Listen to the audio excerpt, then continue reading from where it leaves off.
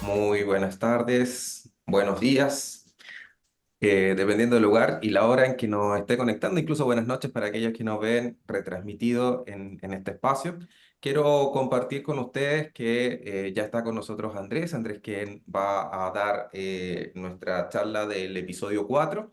El espacio del día de hoy es de ciberseguridad en instituciones de educación superior y entidades EdTech. Es una responsabilidad compartida, eso es lo que nos va a responder Andrés. Aquellos que se inscribieron y dejaron algunas preguntas también ya se las compartimos a Andrés, que también ya las incluyó dentro de la presentación. Compartirles que somos Living Lab and Data Hub del Instituto para el Futuro de la Educación del Tecnológico de Monterrey. Y este episodio es parte de un seminario, que es un seminario de innovación digital en espacios educativos, y cada uno de estos da lugar a un sticker. Con ese sticker, nuestro patrocinador, Discolo, les va a hacer llegar un certificado al final de todos los episodios que tenemos programados de aquí hasta septiembre. Así es que los voy a dejar con Andrés. Andrés es graduado en Administración y Tecnología de la Universidad Abierta de Cataluña, es máster en Gestión de Negocios y abogado de la Universidad Adolfo Ibáñez en Chile. Además, ha realizado cursos sobre compliance y fraudes corporativos. Es consejero hace 9 años del Instituto de Derecho y Tecnologías. Además, tiene 20 años de experiencia en seguridad de la información, compliance, gestión para empresas y regulación de instituciones de educación superior. En la actualidad se desempeña como profesor adjunto de la Pontificia Universidad Católica de Chile, específicamente en los programas de Magíster de Tecnología de la Información. Bien, sin más, dejo entonces con ustedes a Andrés. Muchas gracias, Antonio. Quiero agradecer tanto a tu equipo y también al TEC por la oportunidad de poder compartir esta jornada. Este es mi segundo viernes que trabajo con equipo TEC. Tuvimos en la Universidad Católica la semana pasada una delegación de alumnos de maestría de inteligencia artificial en campus de San Joaquín de la Universidad Católica de Chile, acá en Santiago de Chile, y por lo tanto ya vamos, está siendo habitual el trabajar con equipos y personas del TEC de Monterrey. Un gusto poder compartir con ustedes. Hoy tengo hartos temas para poder tratar y tenemos poco tiempo, así que la idea de compartir esta presentación es prepararles algunos aspectos respecto de ciberseguridad, algunos aspectos generales, y luego vamos a entrar también a algunos análisis en temas de educación superior. Para los que quieran seguirme en LinkedIn, van a poder encontrar ese código QR, tranquilos, está sanitizado, higienizado, así que van a poder acceder a información que yo estoy publicando permanentemente de aspectos de ciberseguridad. Hace unos días atrás estuvimos reunidos con el equipo de un centro de regulación de ciberseguridad con equipos de México, Colombia y Chile, dado los cambios que estamos hoy abordando y que espero ir mostrándoles a lo largo de esta presentación. Bueno, contarles que hace muchos años atrás, en el siglo pasado, me tocó leer un libro de este caballero, Alvin Toffler. Alvin Toffler es lo que los americanos llaman un futurólogo, una persona que está leyendo, viendo temas de historia, viendo cómo van las tendencias que trae el mercado, qué es lo que ocurre a nivel global, cómo nuestra sociedad está evolucionando. Y ya planteaba hace algunos años en su libro, La Tercera Ola, un libro por allá a finales de los 70. Los ignorantes del siglo XXI no son aquellos que no saben leer o escribir, sino aquellos que no tengan la capacidad de aprender a desaprender para volver a aprender. Y eso es lo que quiero también llevarlos a ustedes. Porque además no solamente los quiero tener presente lo que dice Toffler, ya hay un autor, Mustafa Suleiman. ¿Quién es ese señor? Este señor fue uno de los desarrolladores de lo que se le denomina La Ola que Viene, un libro que base de su experiencia de lo que está ocurriendo hoy con la inteligencia artificial, la penetración fuertemente a nivel de la tecnología. ¿Quién es Mustafa Suleiman? Pues bien, fue un ingeniero de origen británico que desarrolló una empresa de inteligencia artificial, se la vendió a Google en una módica suma de $500 millones y que hoy es el gerente global de inteligencia artificial de Microsoft. Y Mustafa Suleyman tiene un libro que se los recomiendo, salido hace algunos meses atrás, que se llama La ola que viene. ¿Y cuál es esta ola que viene? Bueno, inteligencia artificial, desarrollos a nivel de la robótica, generación de mucho conocimiento en temas de crecimiento tecnológico. Esto trae muchas ventajas, pero también muchos riesgos. Y ese contexto hoy lo estamos viendo en Chile. Esta es una foto, por ejemplo, en Chile el año pasado se reunió Interpol global.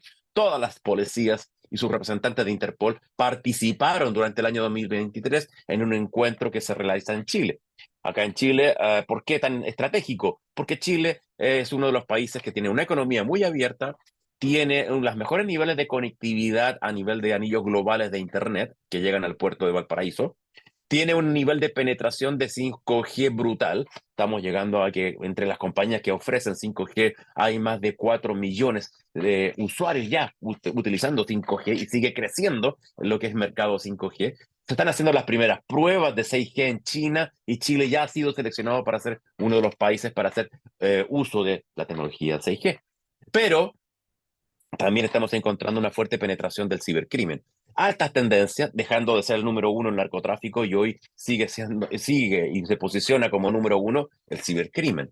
Esto está generando mucho ruido. ¿Por qué? Porque a nivel mundial, el ciberespacio, la ofensiva, tiene la ventaja.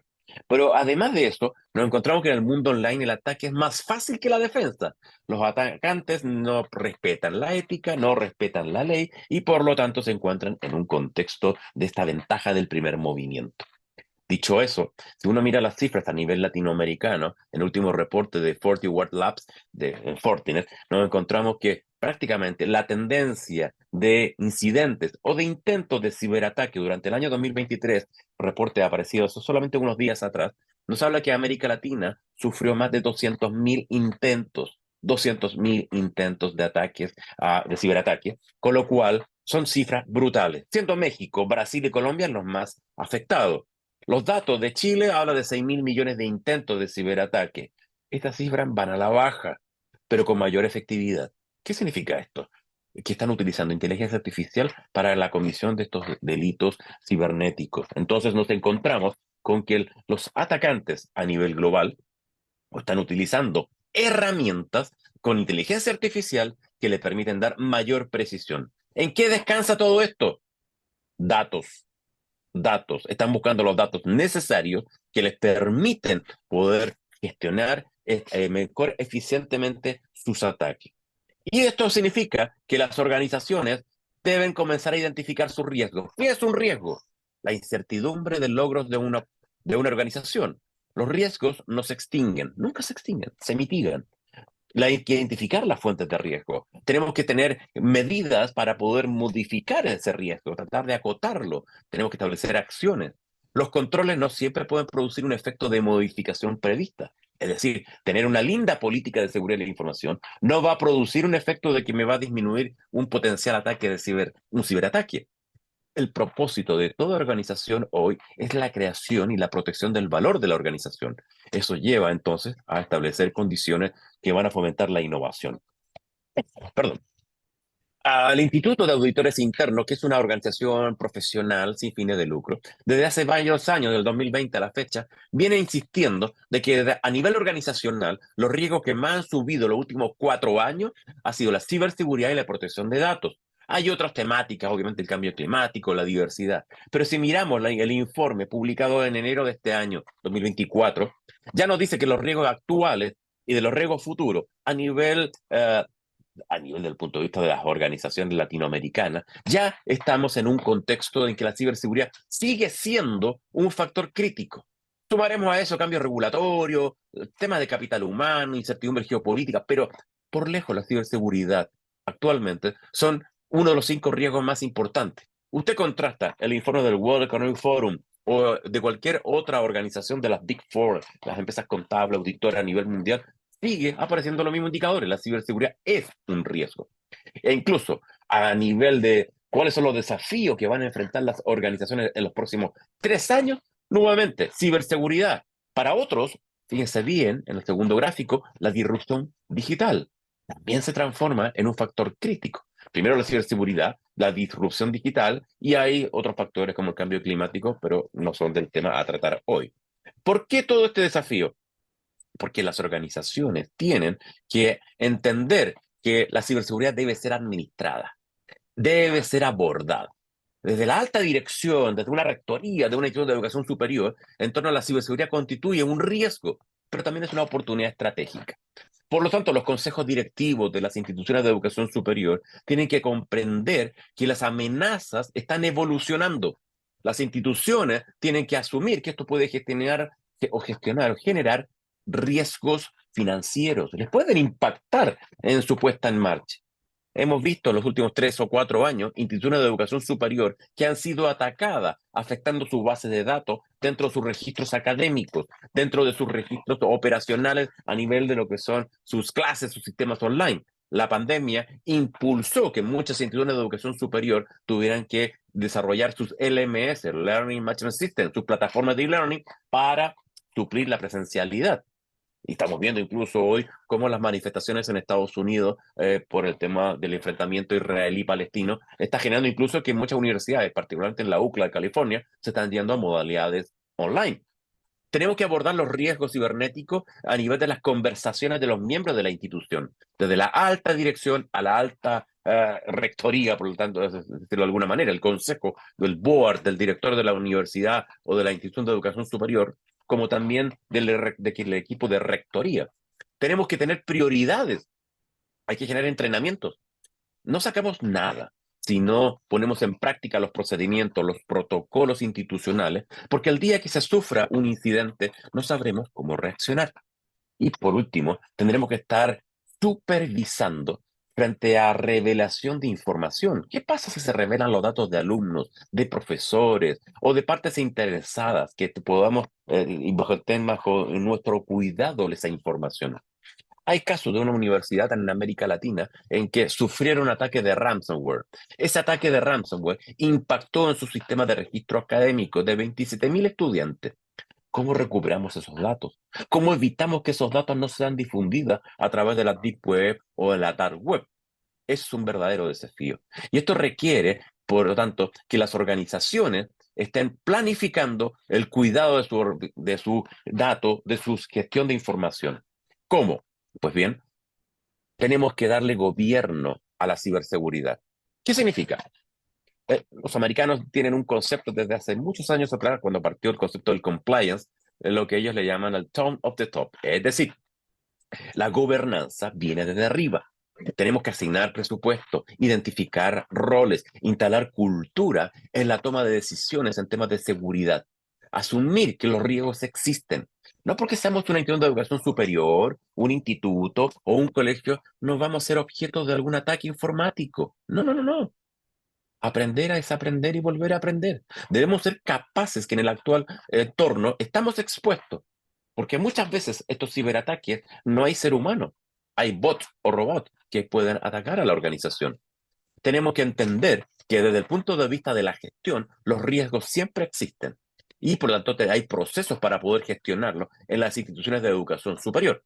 Luego vendrán fases a nivel de lo que es la seguridad. Eso significa, tenemos actualizado nuestro software, tenemos seguridad en los hardware correspondientes, la seguridad en las redes y lo que estamos haciendo hoy, concientización, capacitación. Debemos ser capaces que la estructura de la ciberseguridad requiere una base de todos los equipos que forman parte en cualquier organización. Y como estamos hoy en temas de educación superior, bueno, ¿cómo impactan a nivel de las instituciones de educación superior el abordar temas de ciberseguridad? ¿Por qué? ¿Qué se entiende por ciberseguridad en el entorno educativo? Cuando hablamos de ciberseguridad en educación superior o educación primaria o secundaria, debemos entender que es todo aquello que tiene que ver con el tratamiento de datos, especialmente protegibles, datos sensibles. Si es un colegio, si es un instituto y tiene datos de menores, bueno, son datos sensibles y tenemos que resguardar la información privada de nuestros estudiantes, sean sus calificaciones, sean sus datos de contacto, hay información, incluso hasta datos de información de salud de esos menores. Lo mismo ocurre si seas en institución de educación superior en que manejas información de salud física o psíquica de estudiantes, aunque sean mayores de edad. Dos, debemos comprender que hoy cada vez más las instituciones de educación superior están desarrollando, implementando aplicaciones web, plataformas digitales educativas, las que se le denominan las LMS, Learning Management System, donde hay normativas de protección de datos. Tenemos que ver si tenemos las políticas ajustadas al uso de estas plataformas. ¿Cómo estamos construyendo esas políticas para que conversen de acuerdo a la ciberseguridad de la organización? Las universidades van poniendo recursos desde el punto de vista de velar por la seguridad de sus redes físicas, proteger también frente a los riesgos potenciales. ¿Los tenemos identificados? Muchas instituciones hoy están instalando plataformas o sistemas de World Class. Estoy hablando de sistemas de ERP, Enterprise Resource Planning, con sistemas de administración en finanzas, FICA, con sistemas de administración de gestión de estudiantes, etcétera. O incluso con sistemas de almacenamiento para el gobierno de datos. Con estos Data Warehouse, Data Smart, con sistemas de almacenamiento de grandes volúmenes de datos que nos permiten hoy precisar la gestión del conocimiento. Las instituciones de educación superior cada vez más saben de perfiles de sus alumnos, pueden identificar e incluso proyectar. Y si usamos inteligencia artificial, podemos utilizar herramientas para poder ir moldeando eventualmente si el alumno puede caer en situaciones de deserción o dejarnos dentro del plan de estudio. Debemos ser capaces de poder gestionar. El desafío de esto es que tenemos que entender que los datos están evolucionando. ¿Cómo están los datos en mi institución? Imagínense que cada cubo Lego que está allí es una base de datos. ¿Los tiene así? Es decir, base de datos de esos alumnos de en primer año, segundo año, tercer año. ¿Los tiene todos mezclados? ¿O están limpios, ordenados en base de datos? ¿Los tiene analizados? ¿Los puede presentar de una manera visual? ¿Los puede explicar en un dashboard que le va a permitir a través de Power BI poder mostrarlo? ¿De qué manera? ¿Cómo lo está presentando? ¿Cómo lo está organizando? Acá requiere dar un paso adelante su organización, porque requiere avanzar en materia de gobierno de datos, con procesos de políticas y personas que le permitan hoy ajustar el manejo coherente y adecuado en la gestión de la información. Debemos ser capaces que entender que las organizaciones deben administrar estos datos. Pero les tengo que decir algo, el perfil de los ciberatacantes ya no es el mismo que era hace algunos años atrás. Como partí diciendo que ya hace algunos años para Interpol el cibercrimen es hoy una preocupación permanente. Varios reportes de Interpol de los últimos 2 años van identificando que el narcotráfico no es el número uno, sino que el cibercrimen se transforma en un factor crítico. Los ciberdelincuentes han ido cambiando desde aquellos chicos o chicas que con objetivos recreacionales se metían en los sistemas informáticos de la universidad, han ido evolucionando a otro perfil de personas. Hay otros actores, incluso criminales, que van a países en alguna época, por allá 2005, 2010, viajaban de un país a otro.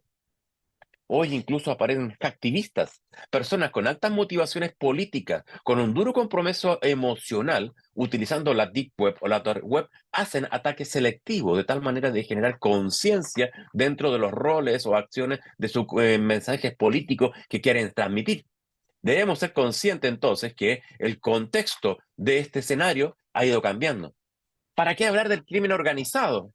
Lo estamos viviendo en Chile, México tiene también historia frente a este escenario, y entonces, ¿qué ocurre? Ganancia económica, importancia de recursos, ¿y dónde van a recurrir a buscar datos? A instituciones que manejen de manera liviana la gestión de la información, del cuidado de los datos. Hay otros actores que son patrocinados por el Estado. Hay diversos países, un ejemplo es tomado, por ejemplo, Norcorea, en que permanentemente a nivel global tiene bandas organizadas apoyadas por este Estado. Y hay temas de ciberguerra, hay temas también de recursos que están siendo utilizados por parte de estos Estados para romper instituciones financieras, para impactar también a compañías relevantes, pero que a través de técnicas van impactando dentro de la organización. Este escenario puede producir diversos efectos, particularmente desde la mirada de estas amenazas, ataques sobre la infraestructura de funcionamiento de una universidad, de un colegio o de un instituto, ciberespionaje para capturar datos o uso inadecuado inclusive por parte de nuestros colaboradores. ¿Cuántas competencias digitales están manejando nuestros equipos? Caso. Recientemente en una universidad aquí en Chile, el equipo de recursos humanos del cual depende el área de remuneraciones, envía un correo electrónico a una persona, pero el correo llevaba un adjunto, una planilla Excel con las remuneraciones de sueldo de todos los profesores, equipo administrativo.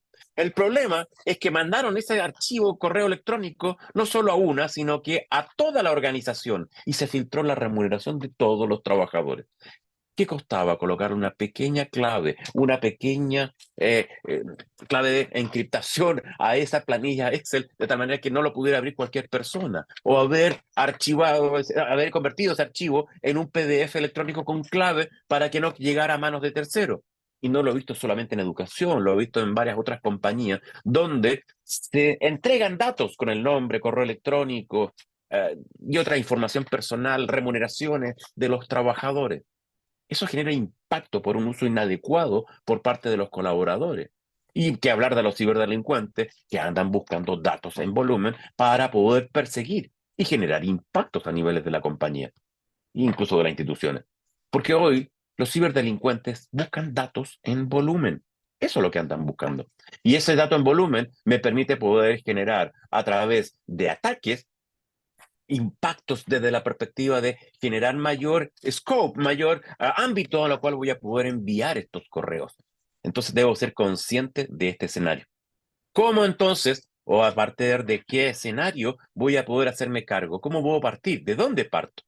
Si uno pudiera identificar roles o responsabilidades, podemos identificar estos primeros tips. ¿Qué recomendaciones? Uno, tenemos que entender, tenemos que entender que a nivel de las organizaciones hay que primero generar políticas. ¿Qué son las políticas? Y aquí muchas veces en las empresas y en las instituciones confunden las políticas con protocolos o procedimientos. Y no, las políticas son documentos breves, generales, amplios, que definen un to be, hacia dónde queremos ser, hacia dónde queremos llegar. Luego vendrán protocolos o procedimientos, reglamentos que van a llevar a la práctica.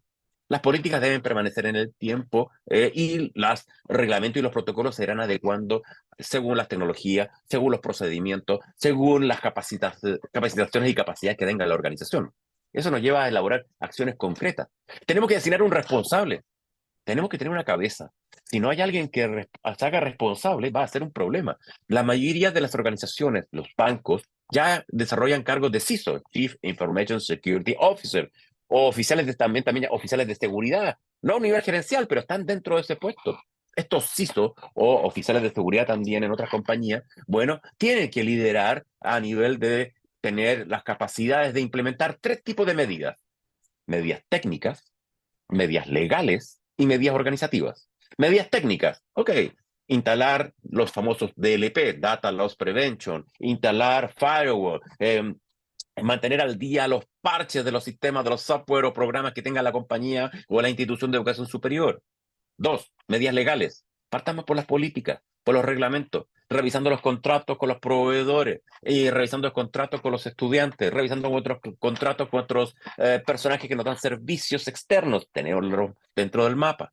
Por lo tanto, es algo fundamental.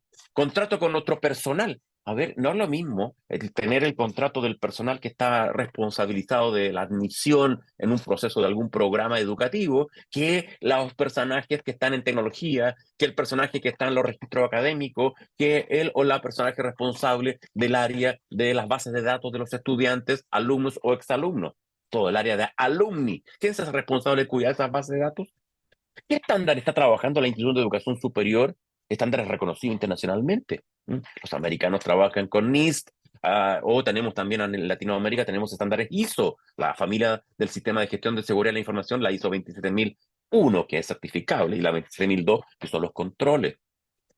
Algo que también tenemos que empezar a mirar, muchas instituciones de educación superior están implementando inteligencia artificial. Y vamos a ir automatizando procesos.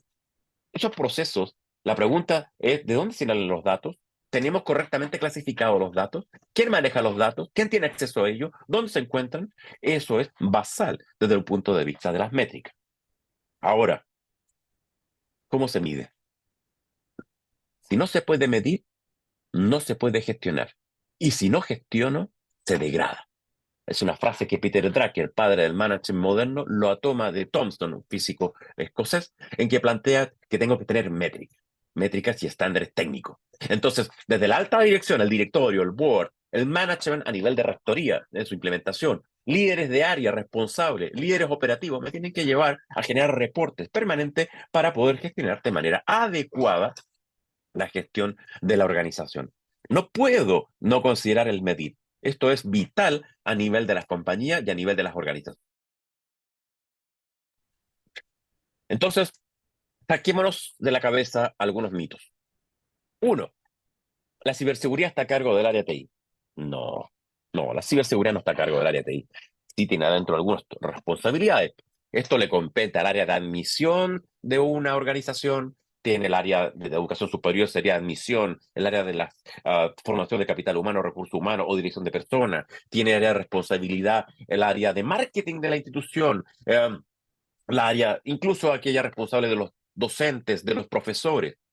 Eh, Solo las grandes compañías o empresas son atacadas, las grandes corporaciones tampoco. Recuerden que el delincuente, el ciberdelincuente busca datos en volumen. Entre más fácil sea conseguir datos, ahí voy a ir. ¿Una buena contraseña puede evitar un data breach, filtración de datos? No. ¿Por qué? Porque hoy requiere sistemas de doble autentificación, mecanismos de defensa, de estar estableciendo medidas técnicas adecuadas. Uno se da cuenta en su computador cuando lo están atacando. A ver, eso era a comienzo del 2000, cuando uno insertaba un disquete de 3/4 y aparecía un gusanito que te comía la información. Eso es historia. Hoy el ciberdelincuente lo que hace es implementar medidas de APT, amenazas técnicas persistentes. Es decir, ingreso a tu sistema de tu institución de educación superior, colegio o instituto y me alojo dentro del sistema. Lo escaneo, reviso, veo dónde hay brechas, trato de sacar la mayor cantidad de información.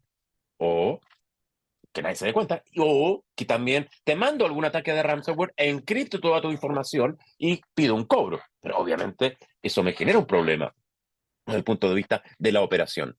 La ciberseguridad no es un tema de las grandes empresas, también afecta a las instituciones de educación superior. Los cibercriminales buscan datos, las brechas siempre existen, no hay sistema 100% infalible. Somos creación humana, van a haber errores. No es responsabilidad del directorio, del board, de la universidad, convertirse en expertos de DI. Lo que sí tienen que hacer es liderar y ejercer ese liderazgo en el compromiso necesario para que se supervise, para que se revise de manera proactiva, con la alta dirección, con el equipo de rectoría, bueno, lograr la protección de la organización. Eso es un desafío. Entonces, ¿a qué se deben estos ataques al sector de educación superior, primaria o secundaria? Las instituciones manejan gran volúmenes de datos en su día a día. Y por lo tanto, esa información privada es el centro, el foco desde el punto de vista de interés de los ciberdelincuentes. Y probablemente en algunos casos también buscan rescates.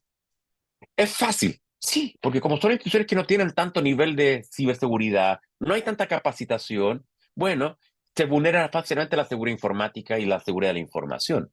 La infraestructura tecnológica y los sistemas tienden a estar obsoletos, a estar mal configurados. E incluso me he encontrado a que están inclusive sin sus parches actualizados, lo que los hace, los expone a estos ataques. Recuerden, no solamente hay seres humanos en los ataques, también hay bots que andan buscando alternativas o brechas con las cuales atacar. Los estudiantes, como el personal docente y administrativo, utilizan los dispositivos personales para conectarse en la red. Esto abre tu esquema de probabilidades de alto impacto. Hoy una organización, en varias veces, en varios reportes lo andan diciendo, hay 50% de probabilidades de que sufras un incidente. Entonces, ¿a qué se debe estos ataques al sector educativo? En que, uno, la seguridad de los dispositivos. Estos dispositivos tenemos que abordarlos, debemos instalar antivirus en los que sean propios. A mí me tocó trabajar por muchos años en una institución de educación superior que al año compraba 4.000 terminales de computadores. Tenía una institución que tenía más de 100.000 alumnos. ¿Eh? El TEC tiene, creo que puede que me quede corto, más de 300.000. Si sumamos un programa de pregrado, posgrado, probablemente sea mucho más. Entonces, debemos ser capaces de entender que hoy la seguridad de los dispositivos es una tarea. ¿Cómo lo abordamos con las plataformas educativas? Las LMS, las Learning Management System, también tienen una tarea. Tenemos que configurarla. Tenemos que configurar el acceso a esas herramientas, descargar aplicativos. Tenemos que tener responsabilidades con los equipos que desarrollan o mantienen al día esas plataformas, las contraseñas seguras. Activar la verificación, sistema de verificación, ojalá de 2 pasos, con mecanismos que me permitan autentificarme adecuadamente. Saber que al otro lado hay un ser humano que es alumno o exalumno o es alumni y por lo tanto forma parte de esta comunidad educativa. Revisar las opciones de la seguridad y de la privacidad de las plataformas. La ciberseguridad se puede abordar de 2 maneras. Uno, la ciberseguridad por diseño o ciberseguridad por defecto. Por diseño, ok, tenemos que instalar una plataforma de e-learning desde el cero. ¿Qué significa eso? ¿Esa plataforma tiene medidas de ciberseguridad? ¿Cómo vamos a cuidar los datos de los estudiantes que van a usar esa plataforma? ¿De qué manera evitamos que esa plataforma, bueno, pueda sufrir ataques? ¿Tiene algún estándar o certificación esta plataforma? ¿Esa plataforma es de código abierto o código propietario? Y si es de código abierto, ese código abierto puede haber encontrado alguna vulnerabilidad. Y aquí que trabajan con Linux, ojo con la noticia que Linux hace unos días atrás levantó una alerta respecto a algunos desarrollos que traen incluidos aplicativos que generan vulnerabilidades. Cuidado ahí con Linux. Si es plataforma de código propietario, esa plataforma contiene o condiciona desde el punto de vista de cuidar mi información, sea que yo tenga una World Class, un ERP de World Class, o un Customer Relationship Management, sistema de RM para administrar la gestión de mi estudiante, una plataforma de e-learning. Bueno, debo protección de datos por defecto. Revisar que si ya la tengo instalada, cumple o no con condiciones de ciberseguridad. Protección de datos por diseño o protección de datos por defecto. Las mismas condiciones también se aplica a la ciberseguridad. Hacer uso responsable de las nuevas tecnologías. Cuidar el lenguaje. No podemos compartir información a tontas y a locas. Debemos ser capaces de saber qué información, no suplantar la identidad digital. Esto es uno de los grandes desafíos que se vienen en los próximos años. Tenemos que ser conscientes de bromas que hacen los estudiantes, que se suben y comparten información, respetar el trabajo de los demás. Cuidado, tenemos que generar conciencia para estas competencias digitales, en este entorno digital que estamos hoy cada vez más expuestos. Y solo quiero dejarlo a nivel enunciativo para pasar a las preguntas. Apostar a una formación específica en ciberseguridad en educación. Tenemos que darle herramientas, talleres, capacidades a nuestros equipos docentes. Esto va desde propiedad intelectual, ojo, propiedad intelectual en entornos digitales. ¿Puedo subir cualquier material? ¿Tengo licenciamiento para poder subir ese libro, esa parte de ese libro? ¿Existe alguna excepción a la ley de propiedad intelectual del país en que estoy? Hay que revisarlo. ¿Contengo autorizaciones para poder compartir o no algún software? ¿Dispongo de o no algún aplicativo que pueda afectar o vulnerar temas de ciberseguridad? ¿Estoy capacitando a mi equipo administrativo? Son temas que deben formar parte de un roadmap o plan de trabajo en cualquier organización. Y no quiero dejar el tema, pero cada vez más hoy la ciberseguridad está siendo afectada por temas de inteligencia artificial. La inteligencia artificial puede ser utilizada con fines pacíficos, puede ser utilizada también con finalidades dentro de la organización como herramientas que te apoyan en el trabajo. Pero así como nos sirve a nosotros los personajes a nivel de diversos sectores, usamos la inteligencia artificial para colaborar en nuestro trabajo del día a día, también lo están haciendo los ciberdelincuentes. Y hoy tienen herramientas que de una u otra manera están impactando a la ciberseguridad. ¿Eso a qué nos obliga? Que la inteligencia artificial tiene también impacto. Desde el mundo de la educación superior, en el mercado laboral, se está requiriendo cada vez más conocimiento. Hay prácticas educativas actualizadas. ¿Qué aspecto estamos hablando de la educación superior? ¿Qué pasa con las consideraciones éticas? ¿Qué pasa con el uso crítico frente a esa inteligencia artificial, metodologías, diseños, nuevas habilidades que van a requerir? Y los ciberdelincuentes también están utilizando esto como una variable. La inteligencia artificial tiene elementos basales que son requeridos. Por una parte, uno de ellos es transparencia, equidad, justicia, ciberseguridad, protección de datos. Son elementos centrales para los proyectos de inteligencia artificial. Cualquier proyecto de gobernanza de inteligencia artificial en un instituto de educación superior requiere protopolítica, tener una política, una conversación a nivel de la alta rectoría y también del board o el directorio de la institución. Hay un cambio muy, muy rápido en este entorno, desde el punto de vista de que ha ido evolucionando la inteligencia artificial. esto va a cambiar la mirada de los graduados, va a cambiar la forma en que los profesores están enseñando. Todo esto nos va a hacer un cambio fundamental y va a incrementar incluso la demanda de graduados universitarios con conocimiento de inteligencia artificial. Hay que empoderar a los estudiantes docentes frente a este uso de estas herramientas tecnológicas. Así como lo están haciendo los delincuentes, también tenemos que capacitar a nuestros colaboradores, estudiantes, en este nuevo entorno, porque la ciencia, la economía, bueno, prácticamente van a ir requiriendo en este nuevo contexto. Los programas, cursos de educación superior, sean en educación continua, sean en programas de formación permanente, deben ser flexibles para reaccionar a estos nuevos desarrollos de la inteligencia artificial, y las instituciones de educación superior, estas IES, abreviado ahí, instituciones de educación superior, deben usar los datos contra lo que el mercado laboral está requiriendo, contra el escenario de la formación de especialistas, para poder hacerse cargo en este contexto digital. Y por último, tenemos que enfrentar lo que se llama la alfabetización de datos.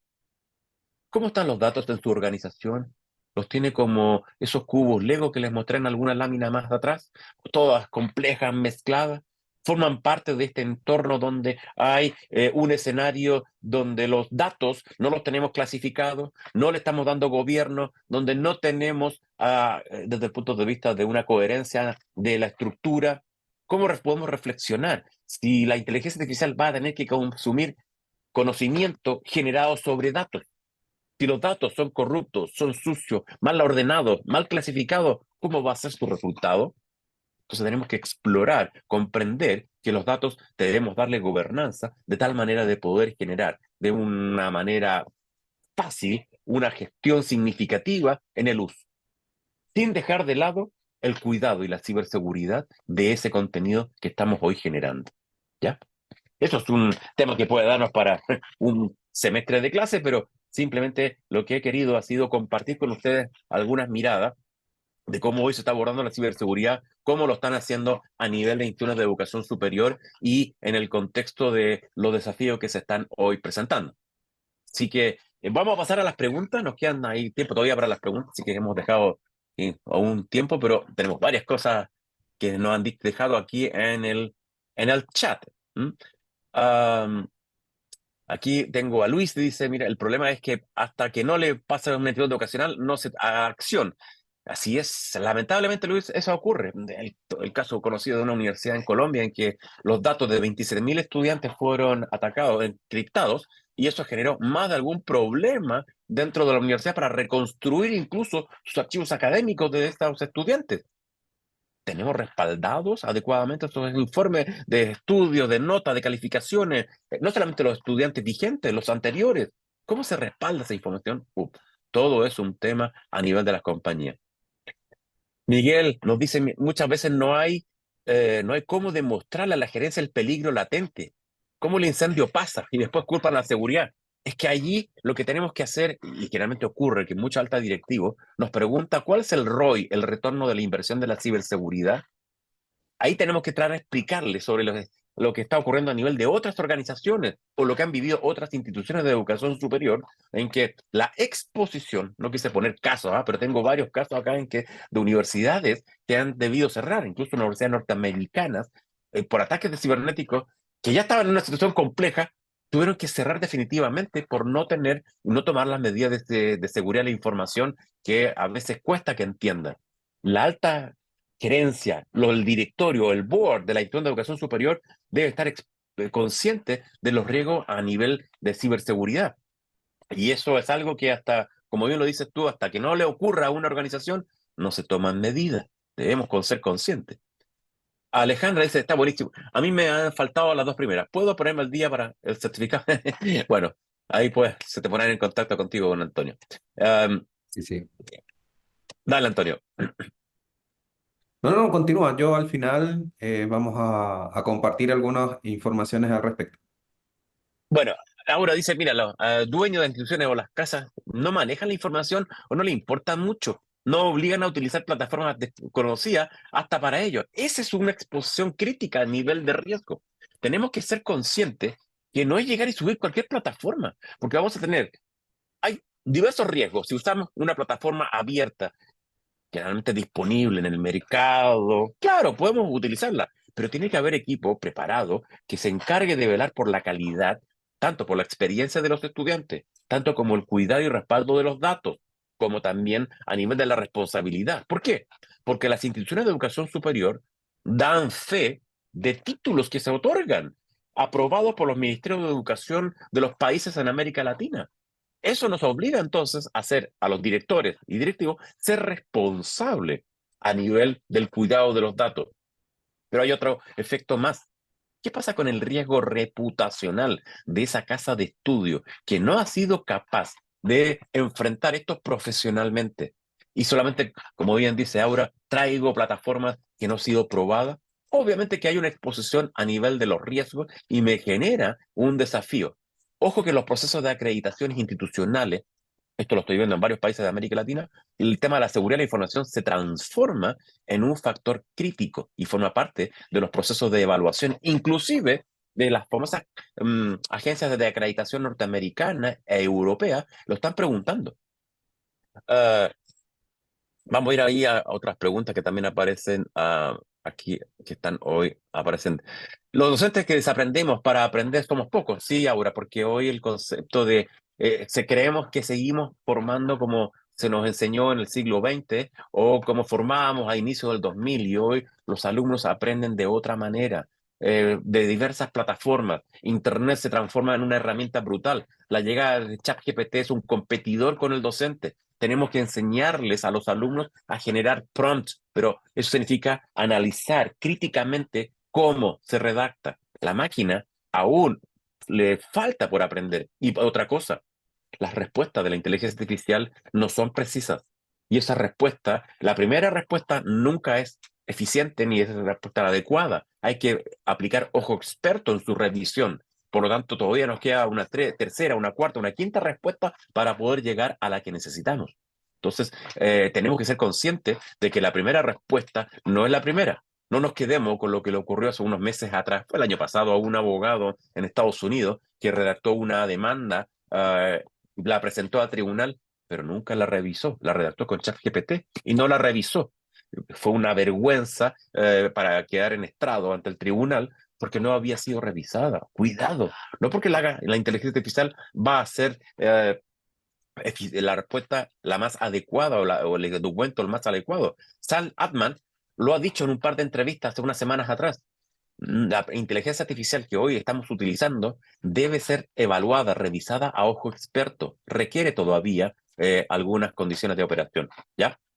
Eh, que la universidad, aquí Elisa pregunta que la universidad, me fue, publique la fotografía y nombre de administrativo, ¿es un riesgo de datos? Bueno, se va a responder a nivel de sus políticas de privacidad, de acuerdo al país en que estemos adecuando. La mayoría de los países de América Latina tienen adecuado el estándar GDPR o Reglamento Europeo de Protección de Datos.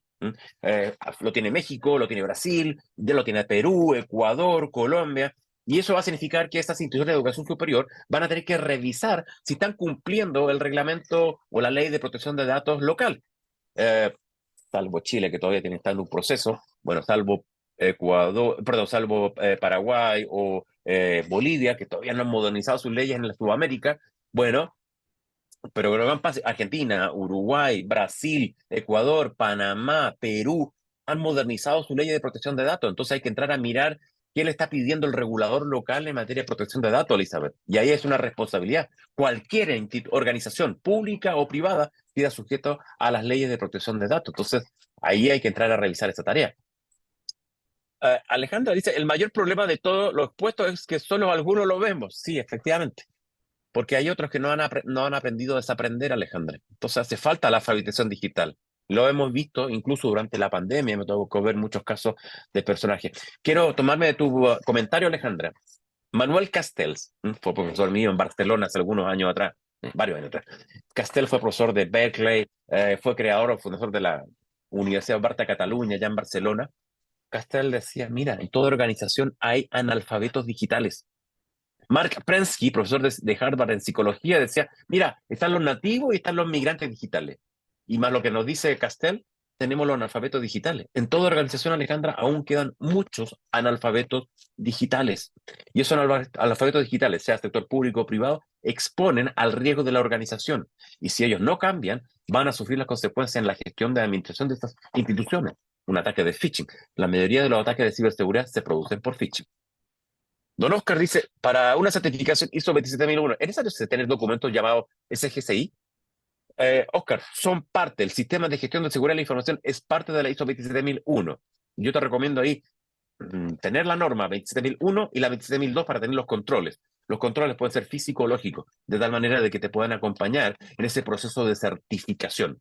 Efectivamente, forma parte. Elizabeth, la presentación, bueno, también va a quedar grabada. Sí, ahí Antonio les irá respondiendo. Elizabeth, otro problema que tenemos es el chequeador de asistencia biométrico. Como profesores, ¿qué riesgo tenemos al dar datos biométricos? Ups. Han escuchado en prensa que en Europa, acá en Chile ocurrió también, WorldCoin estuvo comprando la biometría de hombres y mujeres, todos mayores de edad. ¿Para qué iban a ser usados esos datos? ¿Para qué los iban a utilizar? Bueno, lo mismo caso ocurre aquí, Elizabeth, en tu organización. ¿Qué pasa con la política de seguridad de la información? El dato personal, en este caso es un dato biométrico. El dato biométrico es un dato personal. ¿Cómo está siendo cuidado? ¿Cómo está siendo respetado? ¿Qué política de privacidad tiene ese instituto, universidad o colegio en que trabajas? De esa manera tienen niveles de responsabilidad. En el caso chileno, se han establecido varias exigencias regulatorias para el ámbito del trabajo. El proyecto de modernización de la Ley de Protección de Datos chileno, que está ajustado al reglamento europeo de datos personales, trae definiciones y exigencias regulatorias de cuidado de datos biométricos, porque puedo ir juntando muchos datos biométricos, almacenando datos biométricos, entonces eso después puede ser capturado por ciberdelincuentes para ser vendidos en el mercado de la Deep Web o la Dark Web. Entonces tenemos tarea de actualizarnos en este concepto. El dato biométrico es mucho más importante que el documental y por ello es peligroso. Eso es. Pónganse a pensar que lo que estaba haciendo WorldCoin en la captura de nuestro iris. He tenido clientes acá en nuestra oficina en algún minuto en que nos encontramos en que me preguntan, profesor, dejé de trabajar en una empresa, para poder entrar a la empresa me pedían el dato biométrico, me fui de la compañía y ahora no sé si me borraron o no el iris de la compañía. Se quedaron con mi iris, ¿lo borran o no lo borran? ¿Cómo lo puedo gestionar? Pero si nos obligan.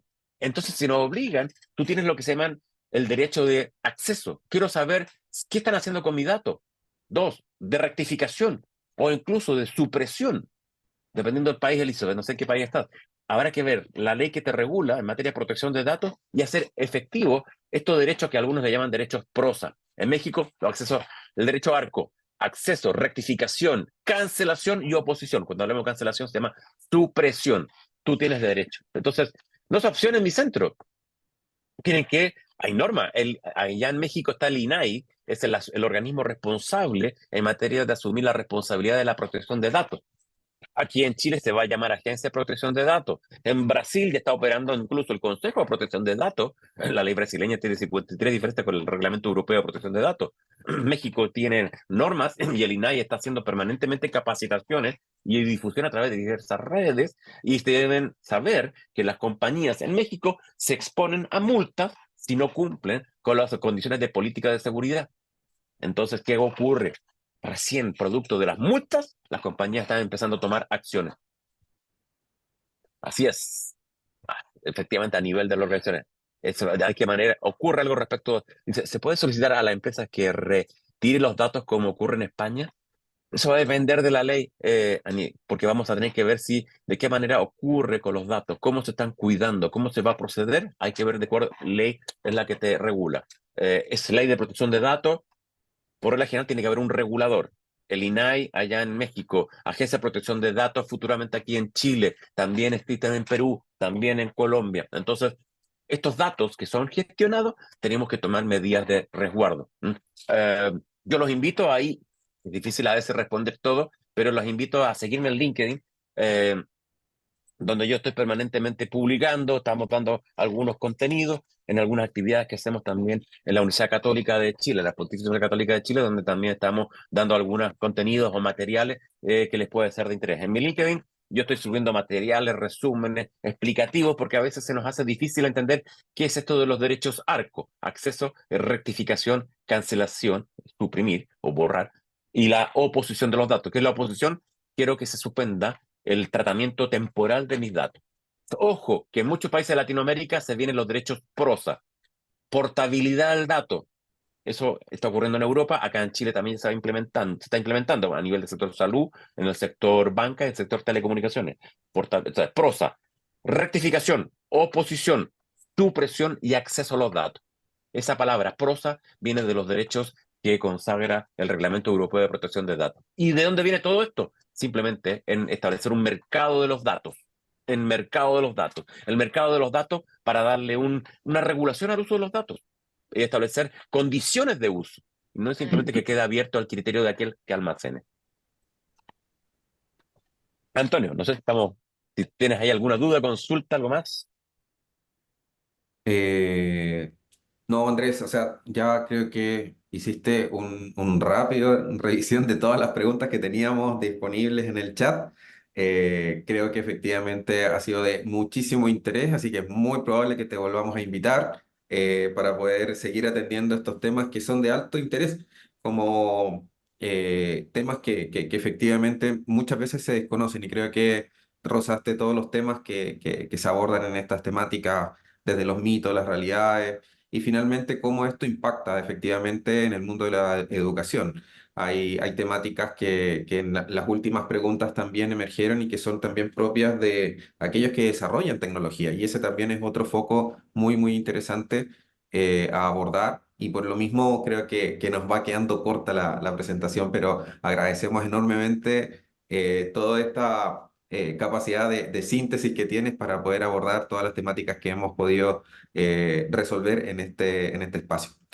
No, Em, agradecerte a ti también, a todo el equipo que está detrás por la oportunidad de poder compartir desde aquí, desde un frío Santiago de Chile, todo lo que ha sido la experiencia, porque efectivamente implementar proyectos educativos, a más aún, a veces son proyectos de educación a distancia, utilizando plataformas de e-learning, bueno, se maneja y se consume mucho dato y hay que ser consciente de los riesgos a los que uno está expuesto. Exactamente, esa es una situación súper, súper interesante, tanto como el desarrollo de competencias digitales que también mencionaste y el ser consciente de efectivamente va un poco de la mano, ¿verdad? O sea, es decir, tenemos que desarrollar esa capacidad para estar consciente de los riesgos en los que incurrimos como usuarios de la tecnología y también como responsables, tanto de quienes diseñamos programas educativos y también de quienes desarrollan la tecnología educativa con la que trabajamos constantemente. Así es, efectivamente, y a eso más aún le vamos a tener que agregar otro pelo, como decimos en Chile, un pelo más a la sopa, en que la inteligencia artificial es un verdadero dolor de cabeza. ¿Por qué? Porque hay muchas instituciones de educación superior que están usando la inteligencia artificial, uno, para el proceso educativo, pero también para el proceso de gestión y administración de las universidades o del instituto o del colegio. Entonces, ¿qué riesgos hay? ¿Cómo se construye la gobernanza de la inteligencia artificial? Los europeos ya tienen un roadmap, tienen una regulación que entra en vigencia en 2027. Los americanos, los norteamericanos a nivel de Estados Unidos, ya tienen incluso una propuesta de proyecto de regulación y además tienen su próxima Data Privacy Right Act, que es la acta que va a regular la privacidad de los datos. Los americanos se quedaron atrás en el tema de protección de datos y quieren regular también la inteligencia artificial porque saben que esto es algo necesario. Y es algo que vamos a estar viendo en los próximos años. Como bien dicen los periodistas, esto es noticia en desarrollo. Así es, creo que le diste hasta nombre a la próxima charla, ¿no? Encantado, cuenta Agradecido. conmigo para lo que necesiten. Muy bien. Muchas gracias, Andrés. Nuevamente muy, muy agradecido por este espacio, por poder compartir tu conocimiento y temas que son claramente necesarios de abordar. Quiero compartir una última lámina, aprovechándome un poquitito del tiempo para invitarles a algunas pequeñas cosas. La próxima sesión ya va por cuenta de Julio Cabrera Almenar y Luis Lastra, que anda por aquí también en el público. Esto se va a desarrollar el 31 de mayo y la temática va a ser Paradox, un juego para impulsar la mediación de aprendizaje digital. Esta temática va a resolver áreas del contexto de la gamificación y otras temáticas que ambos van a resolver en una especie de conversatorio, una especie de duelo de conceptos, y esto es lo que nos espera para el 31, así que están cordialmente invitados. Lo que les comentaba al principio, un poco de la figura del digamos, del seminario. Es un seminario que se va a extender durante el tiempo hasta agosto, o sea, hasta septiembre, como les había comentado inicialmente, y secuencialmente vamos a ir programando. En la página, aquí voy a saltarme esta parte y voy a comentarles lo último de acá. En la página, que por ahí mi colega Ale les va a compartir nuevamente el enlace en el chat. Esta página, que es la página de Living Lab y Data Hub, en la parte eventos van a encontrar todos los eventos que están desarrollados, o sea, que se han desarrollado y que corresponden a los episodios. Por ahí nos preguntaron, bueno, pero si yo no vi el anterior y quiero tener la opción de obtener el sticker, voy acá, pincho, obtener el sticker del episodio. Y voy a ir a una página que está en Nearpod y ahí ustedes se van a registrar y nosotros a partir de ese registro pueden hacerlo como invitado, aquí colocan su nombre y ya con eso nosotros sabemos que ustedes lo vieron. Durante el desarrollo no es solamente pinchar, acceder y punto, porque hay una pregunta que responder y eso es parte del proceso que nosotros queremos también validar, el que usted ha revisado esos contenidos. Cada sticker va a tener digamos, asociado a alguna de las temáticas que se están resolviendo, como el de acá, ciberseguridad en educación, será el sticker que vamos a brindar en nombre de la charla que fue el episodio 4 de Andrés Pumarino. Entonces, una vez que ustedes tengan todos los stickers, van a poder acceder al diploma que está patrocinado a través de tecnología blockchain con Discobolo, también la organización que está acompañándonos en cada uno de estos episodios. Bien, dejamos entonces muchos agradecimientos, siguen quedando acá. Alejandra ya les puso la dirección en el chat. Si tienen dudas o algo, pueden seguir contactándonos también a través de esa página y también a través del correo electrónico que vamos a seguir enviándoles información acerca de estos elementos. Espero que hayan guardado muy bien el código QR del LinkedIn de Andrés, porque siempre, siempre es muy generoso y está generalmente compartiéndonos muchísimo contenido. Muchas gracias, Andrés, nuevamente y que tengan un agradable fin de semana y seguimos en contacto. Muchas gracias por estar acá. Gracias, Antonio. Gracias, Alejandra. Que estén muy bien. Gracias a todos, a todas. Chao. Gracias, doctor. Gracias a todos. Bonita tarde, que estén muy bien.